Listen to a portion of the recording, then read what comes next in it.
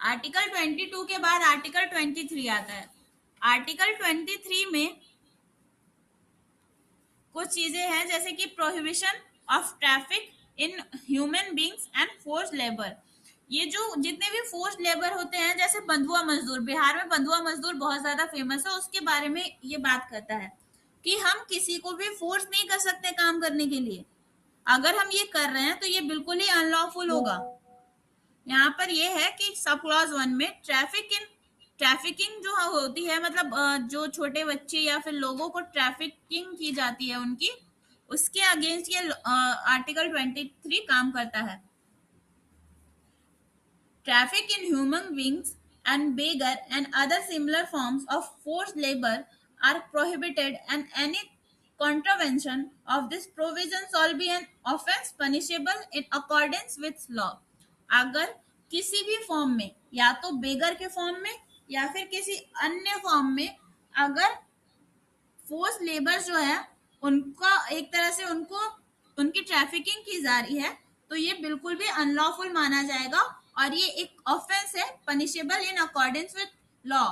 यहाँ पे एक चीज और मेंशन करने की बात है कि आर्टिकल 17 एंड आर्टिकल 23, ये दोनों जो आर्टिकल है वो क्रिमिनल नेचर के आर्टिकल है। मतलब इसके अंदर किसी भी प्रकार का ऑफेंस होता है तो वो पनिशेबल होगा और वो क्रिमिनल ऑफेंस के अंदर आएगा। अगर हम किसी के साथ अनटचेबिलिटी करते हैं या फिर हम ट्रैफिकिंग करते हैं, फोर्स लेबर करते हैं, तो वो क्रिमिनल ऑफेंस के अंदर आता है। अगर ये चीज हम अपने आंसर राइटिंग में मेंशन करते हैं तो हमारे आंसर राइटिंग में और वैल्यू ऐड हो जाती है। आर्टिकल 23 और आगे क्या कहता है, nothing in this article shawl prevent the state from imposing compulsory service for public purposes, and in imposing such service the state shall not make any discrimination on grounds only of religion, race, caste or class or any of them। यहाँ पे कहा जाता है कि इस article में state को किसी भी कंपलसरी सर्विसेज या फिर पब्लिक पर्पस के लिए किसी भी प्रकार के सर्विसेज को इम्पोज करने के लिए नहीं रोका जा सकता।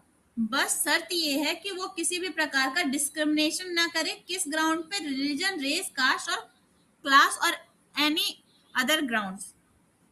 अगर वो इस तरह का डिस्क्रिमिनेशन कर रही है तो फिर वो गलत होगा, वरना ये किया जा सकता है। अब आर्टिकल 23 का एक बेसिक समरी अगर हम देखें तो prohibition of human trafficking and forced labour. Article 23 prohibits human trafficking, beggar, forced labor, similar forms of forced labor, punishable offense under law, available to citizen and not non citizens। अब बहुत सारे इसमें क्या है कि नॉन सिटीजन्स की बात की गई जो फॉरेनर्स है। अगर हम देखें तो फोर्स लेबर में तो नहीं, बट जो प्रोस्टिट्यूशन होते हैं, प्रोस्टिट्यूशन में जो प्रोस्टिट्यूट है वो बहुत हद तक सिर्फ इंडिया के प्रोस्टिट्यूट नहीं है जो इंडिया में काम करते हैं। उन प्रोस्टिट्यूट्स में बहुत सारे ऐसे भी प्रोस्टिट्यूट है जिन्हें दूसरे कंट्री से किडनैप करके यहाँ पे ट्रैफिकिंग की जाती है उनकी, तो वो भी प्रोटेक्टेड होंगे इस आर्टिकल के अंदर। अब एक और चीज है कि protect against state and private individuals. ये सिर्फ स्टेट के अगेंस्ट ही सिर्फ प्रोटेक्शन नहीं देता है, ये प्राइवेट इंडिविजुअल के अगेंस्ट भी प्रोटेक्शन देता है। अब एक चीज मेंशन करने की बात यह है कि आर्टिकल 17 और आर्टिकल 23 मैंने बोला कि क्रिमिनल ऑफेंस है एक तरह से। अगर उसमें कोई भी तरह का ऑफेंस आप कर रहे हैं, मतलब अगर अनटचेबिलिटी कर रहे हैं या ट्रैफिकिंग कर रहे हैं, तो आपको वो क्रिमिनल ऑफेंस माना जाएगा और वो पनिशेबल है। तो ये दोनों आर्टिकल जो है वो सिर्फ स्टेट के अगेंस्ट ही इम्पोज नहीं होंगे, वो हम किसी इंडिविजुअल के अगेंस्ट भी इम्पोज करवा सकते हैं। मतलब वो उसके अंतर्गत सिर्फ स्टेट ही नहीं आएगा, कोई इंडिविजुअल पर्सन भी आ सकता है। कोई इंडिविजुअल पर्सन अगर ऐसा क्राइम करता है तो उसे भी पनिश किया जा सकता है लॉ के अकॉर्डिंग। अब यहाँ पे आर्टिकल 24 है, prohibition of employment of children in factories और etcetera. No child below the age of 14 years shall be employed to work in any factory or mine or engaged in any other hazardous employment। मतलब यहाँ पे यही कहा गया है कि 14 साल से नीचे के किसी भी बच्चे को किसी भी ऐसे काम में नहीं लगाया जा सकता जो बहुत ही तरह एक तरह से हजार्डस सिचुएशन, मतलब हजार्डस एम्प्लॉयमेंट हो। बस यहाँ पे दो चीजें मेंशन की गई है। 18 से नीचे के बच्चे को हजार्डस सिचुएशन में हम एम्प्लॉयमेंट नहीं दे सकते, और 14 से ऊपर के बच्चे को हम एम्प्लॉयमेंट दे सकते हैं, बट नॉर्मल चीजें जिसमें कोई हजार्डस सिचुएशन ना हो तो हम उसे काम पे रख सकते हैं। बट डिपेंड ये करता है, मतलब अगर 14 से ऊपर का कोई बच्चा है और अगर वो चाहता है कि अब मैं ट्यूशन पढ़ाऊं, अब मेरे घर की हालत ऐसी नहीं है अच्छी, तो मैं ट्यूशन पढ़ा के अपने घर के लिए और अपने लिए कुछ पैसे जुटा सकूं, तो वो ठीक है, फिर आप उसे काम दे सकते हैं, उसमें कोई एम्प्लॉयमेंट देने में उसमें अनलॉफुल नहीं होगा। बट अब 14 साल का कोई बच्चा है और उसको हम जाके फैक्ट्री में भेज दें, या फिर किसी ऐसे हजार्डस सिचुएशन में, कौन से सिचुएशन आ सकते हैं, माइंस में भेज दे, या फिर बहुत सारे ऐसे मैं एक उदाहरण देती हूँ। जैसे कि मैंने एक देखा था कि एक जूस की दुकान थी, जो गन्ने की जूस होती है उसकी दुकान थी, उसमें एक 14 साल से कम के बच्चे को रखा गया था, ठीक है। और जो गन्ने के जूस थे उसके अंदर, मतलब गन्ने के जूस के लिए जो मशीन होती है उसके अंदर उस बच्चे की हाथ फंस गया था। तो ये भी एक हजार्डस सिचुएशन में आती है।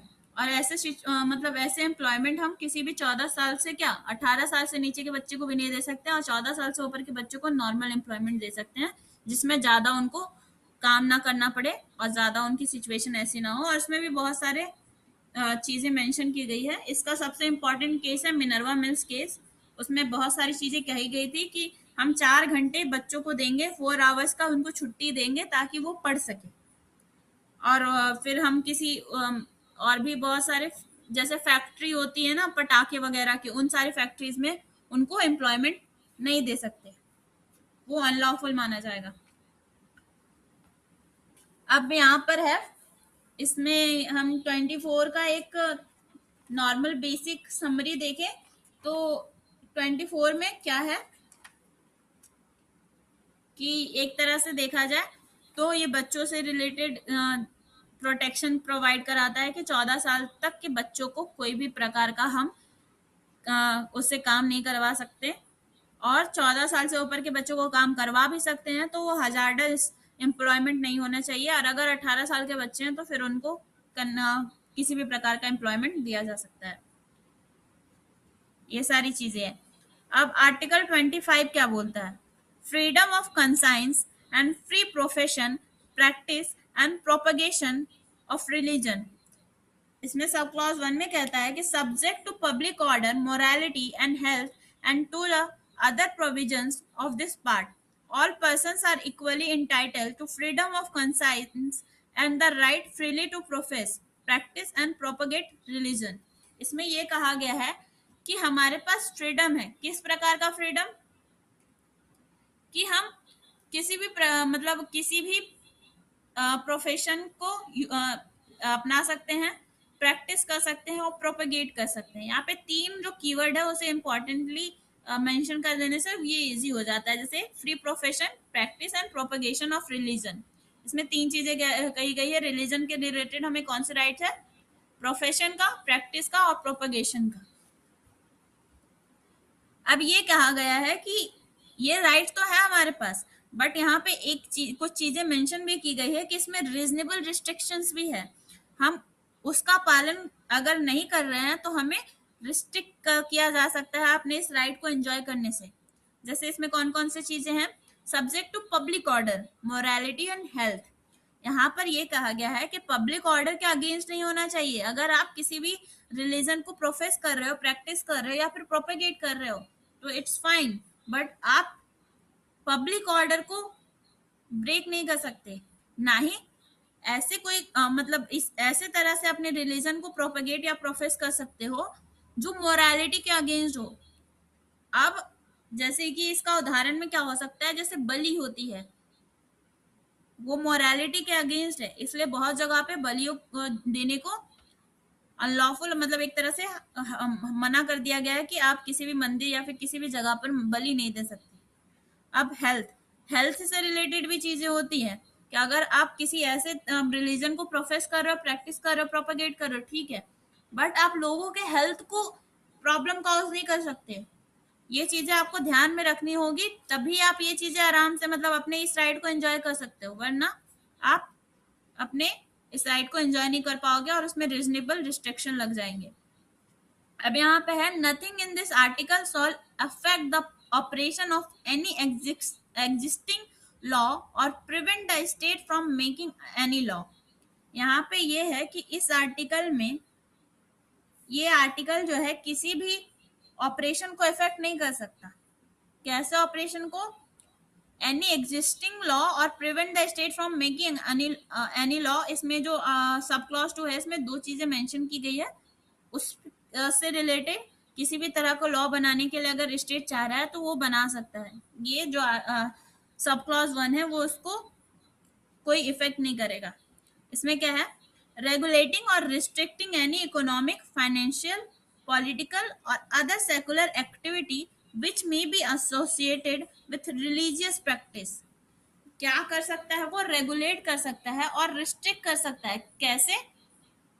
किसी भी economic, financial, political or other secular activities को, अगर वो किसी रिलीजियस प्रैक्टिस को एसोसिएट कर रहा हो, मतलब किसी रिलीजियस प्रैक्टिस के साथ एसोसिएटेड है।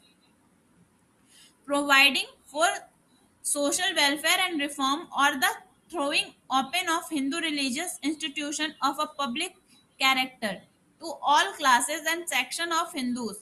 यहाँ पे हिंदूज के जो वेलफेयर, मतलब यहाँ पे ये कहा गया है कि सोशल वेलफेयर और रिफॉर्म के लिए अगर वो चाहे तो रिस्ट्रिक्ट कर सकता है या फिर ऐसे कोई लॉ बना सकता है। सोशल जो वेलफेयर है और अगर रिफॉर्म है, अगर उसके लिए वो किसी भी प्रकार का लॉ बनाना चाहता है तो वो बना सकता है। इसमें जो आर्टिकल 25 का सब क्लॉज 1 है वो उसको कोई भी किसी भी तरह से इफेक्ट नहीं करेगा। आज के लिए हम इतना ही पढ़ेंगे। कल हम आर्टिकल 26, आर्टिकल 27, आर्टिकल 28 और अगर हो सके तो आर्टिकल 29 और 30 और 31 में भी ट्राई करेंगे। अगर कंप्लीट हो जाए तो ठीक है, क्योंकि आर्टिकल 32 तो बहुत टाइम लेगा। तो फिलहाल इतना ही। अभी हम एक समरी ले लेते हैं कि आज हमने क्या पढ़ा। तो आर्टिकल 20 पढ़ा हमने, आर्टिकल 21 पढ़ा हमने, आर्टिकल 22 पढ़ा। आर्टिकल 22 में क्या है? Protection in respect of conviction of for offences. ये हर पर्सन को अवेलेबल है। सिटीजन और एलियन, यहाँ पे एलियन मेंशन किया गया, मतलब एलियन नहीं है बट फॉरेनर्स और सिटीजन दोनों को मिला हुआ है ये अधिकार। तो no ex post facto law, article 20 sub clause 1 में इसमें कहा गया था कि अगर कोई व्यक्ति, इसमें तीन चीजें कही गई है कि अगर हम कोई क्राइम कर रहे हैं, अगर उस क्राइम करते वक्त वो ऑफेंस नहीं था और बाद में जाकर ऑफेंस हो जाता है तो हमें सजा नहीं मिलेगी। और अगर हमने कोई एक्ट किया है और वो अभी ऑफेंस है भी और उसकी सजा जो अभी वर्तमान में है, आगे जाकर अगर वो सजा बढ़ भी गई तो हमें बढ़ी हुई सजा नहीं मिलेगी, हमें वो सजा मिलेगी जो वर्तमान में, जिस प्रेजेंट टाइम में हमने जो एक्ट किया है उसकी जो पनिशमेंट है वही पनिशमेंट हमें मिलेगी। फिर नो डबल जियो पार्टी, आर्टिकल 20 का सब क्लॉज 2, इसमें कि सेम ऑफेंस के लिए हमें दो बार सजा नहीं मिल सकती है और ये ओनली क्रिमिनल प्रोसिक्यूशन के लिए अलाउ है और बाकी चीजों पे अप्लाई नहीं होता है ये। फिर नो सेल्फ इंफॉर्मेशन, हमें खुद के लिए गवाही, मतलब खुद के खिलाफ गवाही देने के लिए नहीं कहा जा सकता। फिर article 21 right to life and personal liberty, इसमें बहुत सारे और राइट्स हैं, जैसे right to sleep, right to education, right to, और भी बहुत सारे राइट्स हैं जो इम्पोर्टेंट थे वो हमने पढ़ लिए। राइट टू एजुकेशन सबसे ज्यादा इंपॉर्टेंट माना जाता है, फिर राइट टू लाइफ बहुत इंपॉर्टेंट माना जाता है। आर्टिकल 21 को हम एक अच्छे से पढ़ेंगे। इसमें right to die with dignity के बारे में भी मेंशन किया गया है कि क्या कोई व्यक्ति अगर ऐसा है कि हॉस्पिटल में भर्ती है 5 सालों से, तो क्या हम उसे, ये नहीं हो सकता कि हम उसे मरने का अधिकार दे सकते हैं कि नहीं दे सकते, तो उसके बारे में भी राइट, ये उसके जो राइट्स है उसके बारे में भी आर्टिकल 21 में मेंशन किया गया है।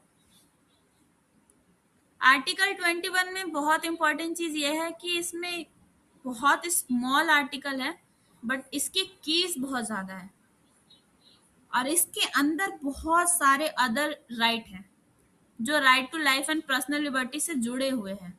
क्योंकि हम जब जिंदगी की बात करते हैं, हम लाइफ की बात करते हैं, तो लाइफ में बहुत सारी चीजें इंक्लूड होती हैं और उन सारी चीजों को हमें ध्यान रखना पड़ता है। अगर हम किसी को राइट टू लाइफ और पर्सनल लिबर्टी दे रहे हैं, तो हमें ये ध्यान रखना होगा कि वो डिग्निटी के साथ जी रहा है, उसको राइट मतलब उसके पास प्रॉपर एक अच्छा इन्वायरमेंट है, उसके पास राइट टू एजुकेशन है कि वो अपने आप को, अपने आसपास के वातावरण को और अपने आप को एक डेवलपमेंट या अपने आप को विकास की ओर अग्रसित कर पाए।